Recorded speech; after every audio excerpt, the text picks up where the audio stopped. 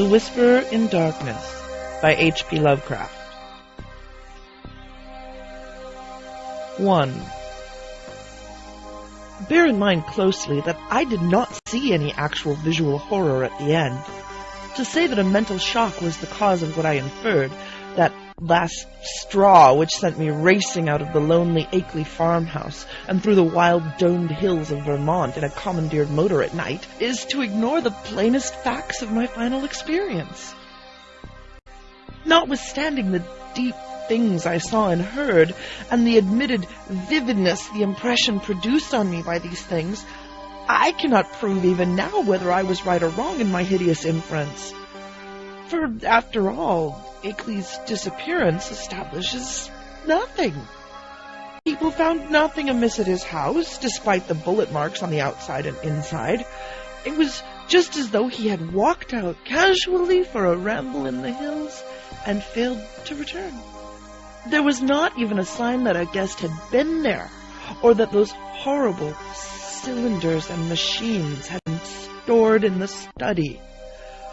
That he had mortally feared the crowded green hills and endless trickle of brooks among which he had been born and reared means nothing at all either, for thousands are subject to just such morbid fears.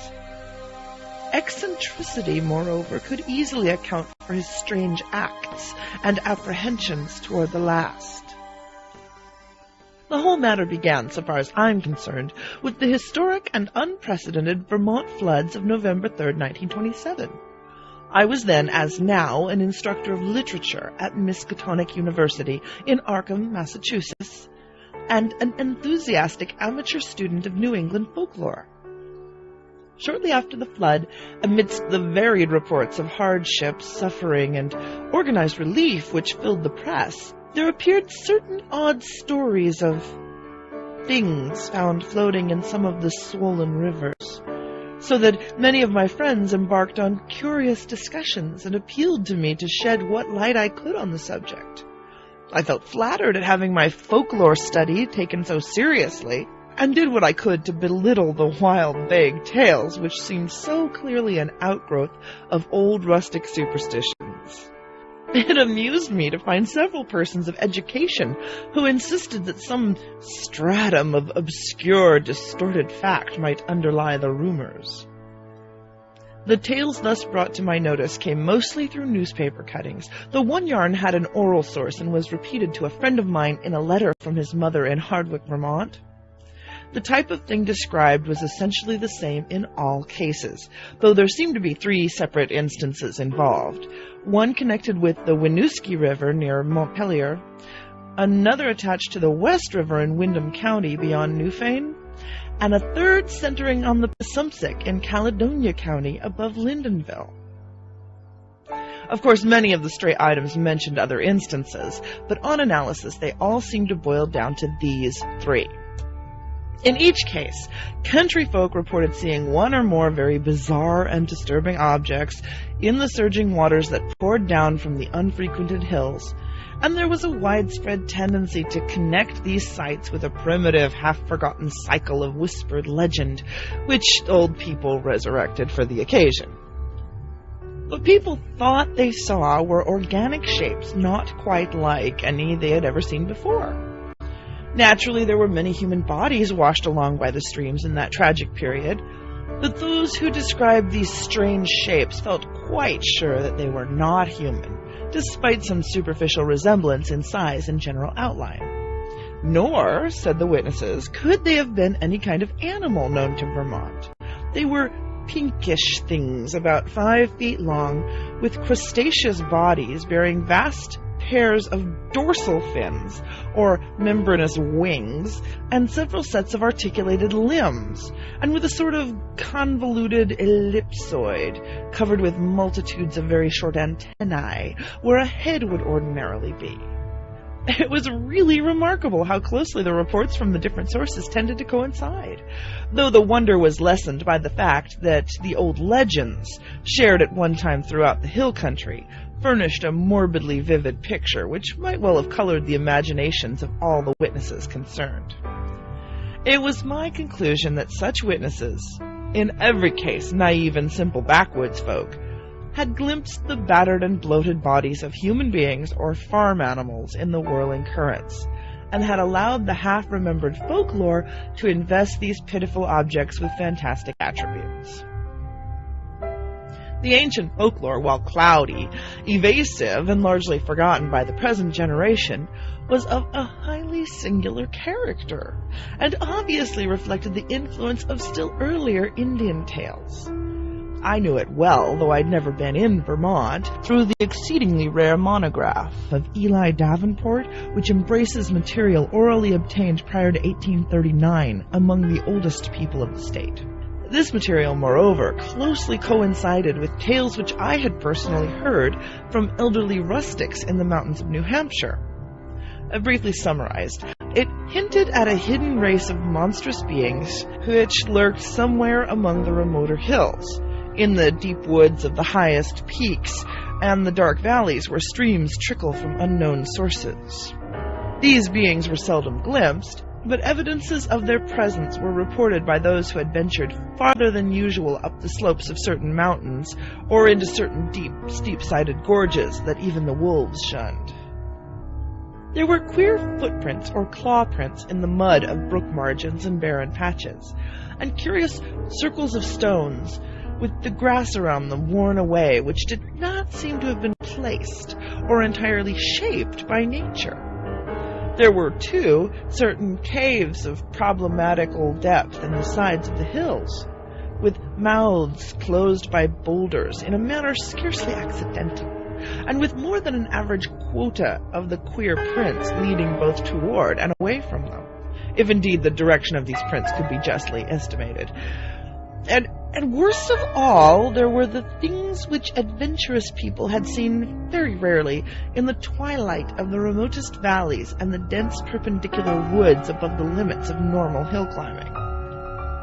They would have been less uncomfortable if the stray accounts of these things had not agreed so well. As it was, nearly all the rumors had several points in common, averring that the creatures were a sort of huge, light red crab with many pairs of legs, and with two great bat-like wings in the middle of the back. They sometimes walked on all their legs, and sometimes on the hindmost pair only, using the others to convey large objects of indeterminate nature. On one occasion they were spied in considerable numbers, a detachment of them wading along a shallow woodland watercourse, 3 abreast, in evidently disciplined formation. Once a specimen was seen flying, launching itself from the top of a bald, lonely hill at night and vanishing in the sky after its great flapping wings had been silhouetted an instant against the full moon. These things seemed content, on the whole, to let mankind alone, though they were at times held responsible for the disappearance of venturesome individuals, especially persons who built houses too close to certain valleys or too high up on certain mountains. Many localities came to be known as inadvisable to settle in, the feeling persisting long after the cause was forgotten. People would look up at some of the neighboring mountain precipices with a shudder, even when not recalling how many settlers had been lost, and how many farmhouses burnt to ashes on the lower slopes of those grim green sentinels. But, while according to the earliest legends the creatures would appear to have harmed only those trespassing on their privacy, there were later accounts of their curiosity respecting men, and of their attempts to establish secret outposts in the human world. There were tales of the queer claw prints seen around farmhouse windows in the morning, and of occasional disappearances in regions outside the obviously haunted areas.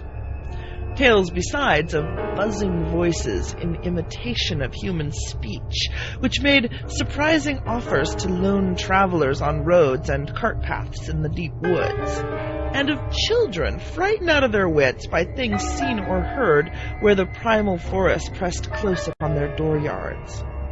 In the final layer of legends, the layer just preceding the decline of superstition and the abandonment of close contact with the dreaded places, there are shocked references to hermits and remote farmers who at some period of life appeared to have undergone a repellent mental change, and who were shunned and whispered about as mortals who had sold themselves to the strange beings.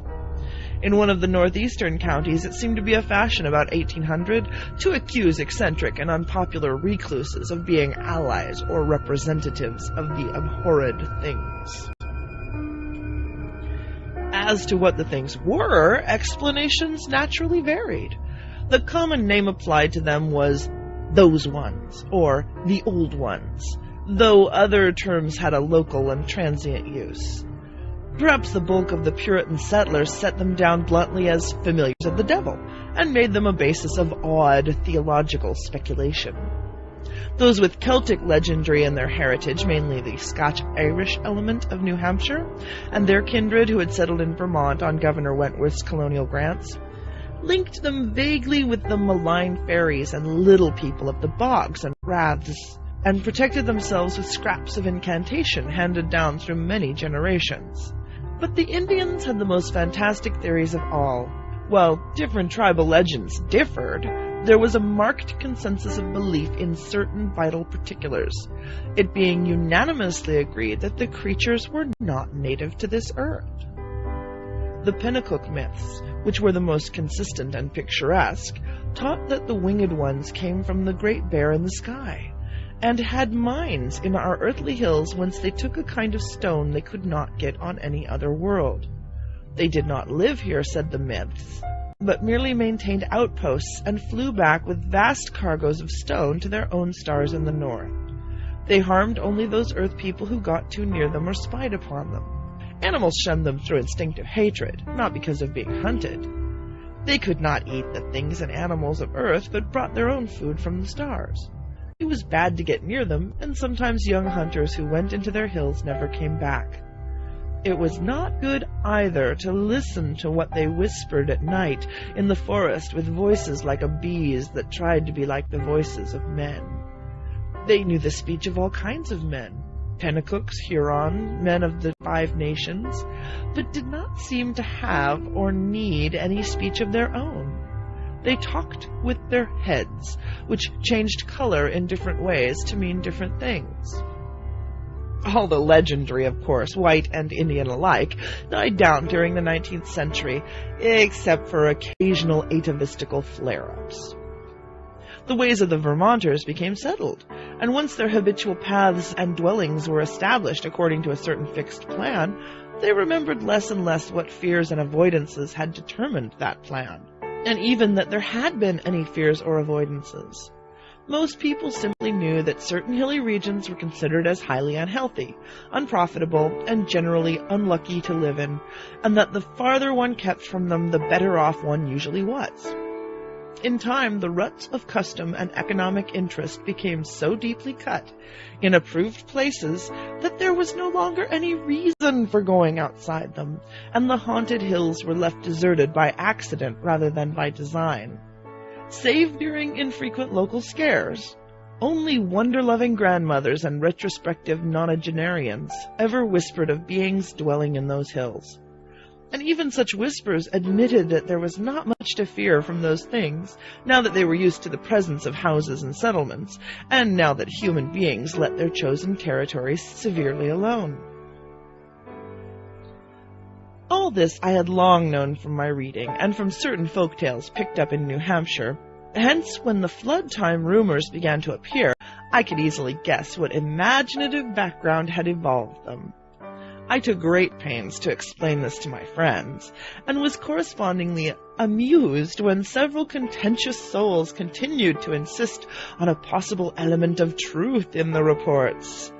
Such persons tried to point out that the early legends had a significant persistence and uniformity, and that the virtually unexplored nature of the Vermont hills made it unwise to be dogmatic about what might or might not dwell among them. Nor could they be silenced by my assurance that all the myths were of a well-known pattern, common to most of mankind and determined by early phases of imaginative experience, which always produced the same type of delusion. It was of no use to demonstrate to such opponents that the Vermont myths differed but little in essence from those universal legends of natural personification which filled the ancient world with fauns and dryads and satyrs. suggested the Calicanzari of modern Greece, and gave to wild Wales and Ireland their dark hints of strange, small, and terrible hidden races of troglodytes and burrowers. No use either to point out the even more startlingly similar belief of the Nepalese hill tribes in the dreaded Maigo, or abominable snowmen, who lurk hideously amidst the ice and rock pinnacles of the Himalayan summits. When I brought up this evidence, my opponents turned it against me by claiming that it must imply actual historicity for the ancient tales, that it must argue the real existence of some queer elder Earth race, driven to hiding after the advent and dominance of mankind, which might very conceivably have survived in reduced numbers to relatively recent times, or even to the present. The more I laughed at such theories, the more these stubborn friends asseverated them, adding that even without the heritage of legend, the recent reports were too clear, consistent, detailed, and sanely prosaic in manner of telling to be completely ignored. 2 or 3 fanatical extremists went so far as to hint at possible meanings in the ancient Indian tales, which gave the hidden beings a non-terrestrial origin, citing the extravagant books of Charles Fort with their claims that voyagers from other worlds and outer space have often visited the Earth. Most of my foes, however, were merely romanticists, who insisted on trying to transfer to real life the fantastic lore of lurking little people made popular by the magnificent horror fiction of Arthur Machen.